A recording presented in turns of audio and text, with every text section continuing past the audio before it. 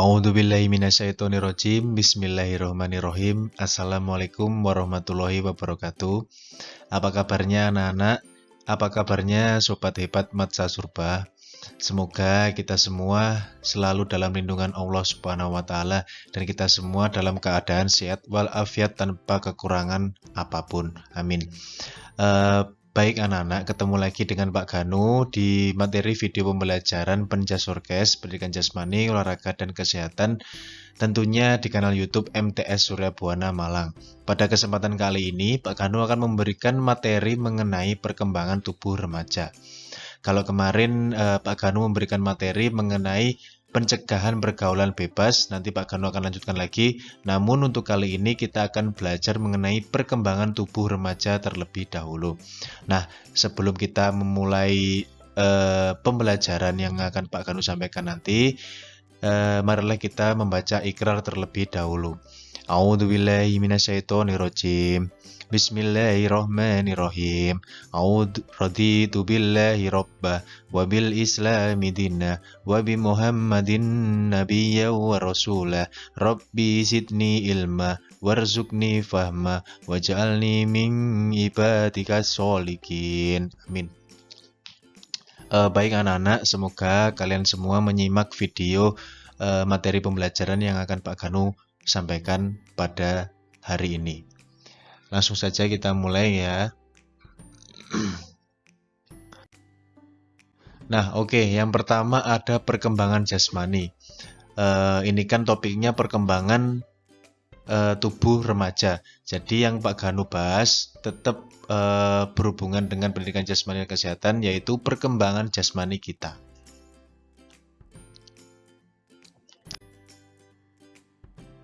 Sejak lahir, jasmani seseorang terus berkembang, baik dalam bentuk badan dan ukuran-ukuran badannya, maupun dalam daya kerjanya. Pertumbuhan dan perkembangan ini berjalan terus sampai seseorang menjadi dewasa, ialah pada umur sekitar 25 tahun.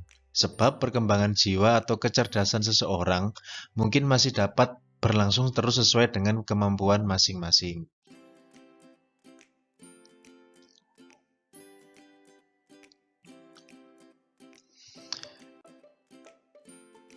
Yang selanjutnya ada faktor perkembangan jasmani. Yang pertama di sini ada faktor keturunan. Artinya, bila orang tuanya besar-besar, orang tuanya tinggi-tinggi, orang tuanya kurus-kurus, itu juga akan mempengaruhi anaknya. Orang tuanya yang besar, anaknya juga besar. Kalau orang tuanya tinggi, anaknya juga tinggi. Kalau orang tuanya pandai, anaknya pun juga cerdas. Ya, walaupun dalam hukum keturunan atau hukum genetika itu tidak selalu dapat demikian. Jadi ada yang orang tuanya besar, anaknya kecil.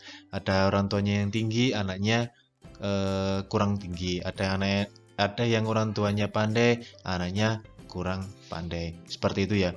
Jadi walaupun dalam hukuman keturunan genetika tidak selalu dapat demikian, namun faktor keturunan itu tetap ada, ya. Yang kedua ada faktor luar. Yang kedua ada faktor pembawaan. Artinya perkembangan seseorang sudah ditentukan oleh keadaannya selama di dalam kandungan. Misalnya ada anak-anak yang lahir dengan kelainan pada tubuhnya, bibir sumbing, busung kepala, perkembangan jaringan otak yang tidak sempurna, dan lain-lain. Jadi faktor pembawaan ini faktor yang didasari atau faktor yang sudah terkena saat kita atau manusia atau seseorang itu di dalam kandungan, ya. Jadi saat di dalam kandungan itu sudah terkena hal-hal tersebut. Misalnya seperti itu tadi, kelainan di dalam tubuhnya, bibir sumbing, busung kepala, dan lain-lain, ya. Itu faktor pembawaan, ya, yang mempengaruhi perkembangan jasmani. Ada juga kan anak-anak atau bayi yang terlahir terlahir cacat, ya. Misal tangannya tidak utuh atau kakinya tidak utuh atau bagian tubuh lainnya yang tidak utuh. Nah, itu sangat mengganggu perkembangan jasmani, bukan mengganggu tapi menghambat perkembangan jasmani seseorang. Sedangkan yang terakhir ada faktor luar. Faktor luar artinya manusia pada hakikatnya dapat mengendalikan faktor luar yang sangat berpengaruh pada perkembangan jasmaninya. Nah, selain faktor keturunan dan faktor pembawaan yang tidak bisa kita kendalikan, ada faktor luar yang bisa kita kendalikan. Jadi untuk mempengaruhi perkembangan jasmani itu ada faktor luar yang dapat kita kendalikan di luar faktor pembawaan dan di luar faktor keturunan. Apa faktor luar yang dapat mempengaruhi perkembangan jasmani? Yaitu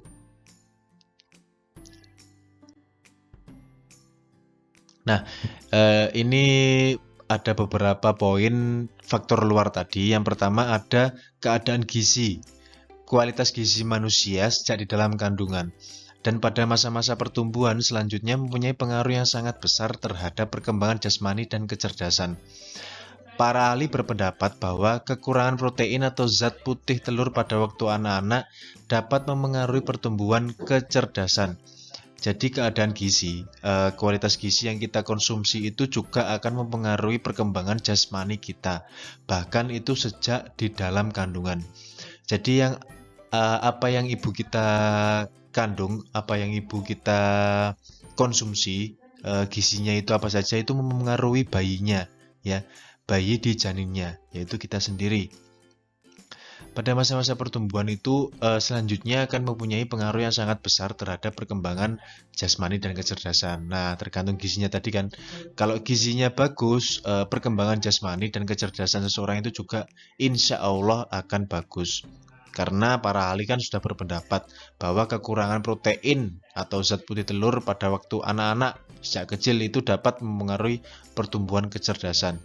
Jadi telur, protein, dan gizi-gizi lainnya itu sangat penting untuk anak-anak untuk pertumbuhan kecerdasan yang lebih baik.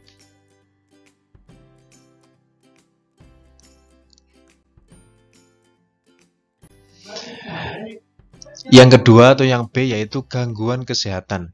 Anak-anak yang sering sakit sudah pasti akan terganggu pertumbuhan badannya, lebih-lebih penyakit yang menahun atau penyakit yang penyakit-penyakit lama ya, yang sering kumat ya, itu penyakit-penyakit yang menahun, gangguan kesehatan. Pasti ada ya di dunia ini anak-anak yang sering sakit-sakitan ya. Sudah pasti itu juga akan mengganggu pertumbuhan badannya, akan mengganggu perkembangan jasmaninya ya. Karena dengan penyakitnya itu maka otak atau stimulus untuk melakukan gerakan-gerakan atau untuk melakukan olahraga itu akan jadi susah, akan jadi rumit, akan jadi males ya, karena sudah tahu keadaan tubuhnya, kapasitas tubuhnya sering sakit-sakitan, maka untuk mengembangkan jasmaninya itu akan sangatlah susah untuk diajak maju, untuk diajak berkembang, terutama perkembangan jasmaninya ya. Yang C atau rangsangan, dengan latihan-latihan jasmani atau berolahraga jasmani akan dirangsang untuk tumbuh menjadi lebih kuat dan sehat. Orang-orang yang kurang gerak jasmaninya akan menjadi lemah dan tidak tahan menghadapi serangan berbagai penyakit. Nah, ini berhubungan dengan gangguan kesehatan tadi. Jadi anak-anak dengan latihan-latihan jasmani atau berolahraga jasmani yang ringan akan dapat merangsang untuk tumbuh menjadi lebih kuat dan sehat. Tentu saja ya, kita semua tahu untuk menjadi seseorang yang kuat dan sehat itu butuh selain gizi yaitu berolahraga. Orang-orang yang kurang gerak jasmaninya, orang-orang yang kurang berolahraga, maka akan menjadi sarang penyakit ya, akan menjadi seseorang yang lemah dan tidak tahan terhadap berbagai macam penyakit. Nah, itu tadi relate dengan poin yang B yaitu gangguan kesehatan.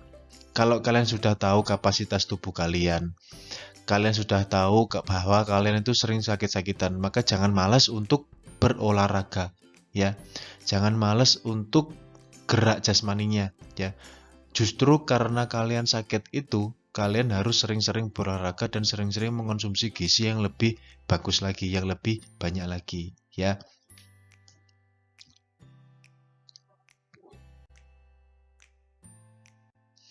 Nah, ini anak-anak, kalian bisa lihat juga ada tabel hubungan antara umur, berat badan, dan tinggi badan. Jadi untuk umur 1 tahun itu untuk laki-laki kurang lebih berat badannya itu 8,1, sedangkan tingginya 71,3, tidak ada 1 meter. Untuk perempuan 7,6 berat badannya dan tingginya 71,3 cm. Ya, kalian bisa perhatikan, baca sendiri untuk umur 1 sampai 16 tahun. Nah, sekarang kan kalian umurnya untuk tingkat SMP itu umur 14, untuk SMP itu umur 12, 13, 14, dan 15 antara itu ya. Antara 12, 13, 14, 15. Kalau 16 tahun itu mungkin sudah masuk ke SMA.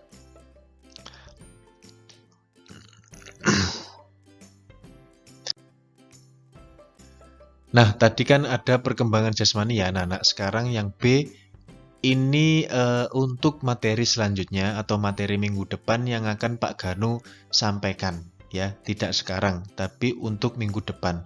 Yang selanjutnya ada pertumbuhan, perkembangan, kebutuhan serta faktor-faktor yang mempengaruhi anak usia sekolah ya, terutama anak usia tadi 2 sampai 16 tahun dan usia-usia remaja ya, terutama usia SMP dan MTS atau MTS.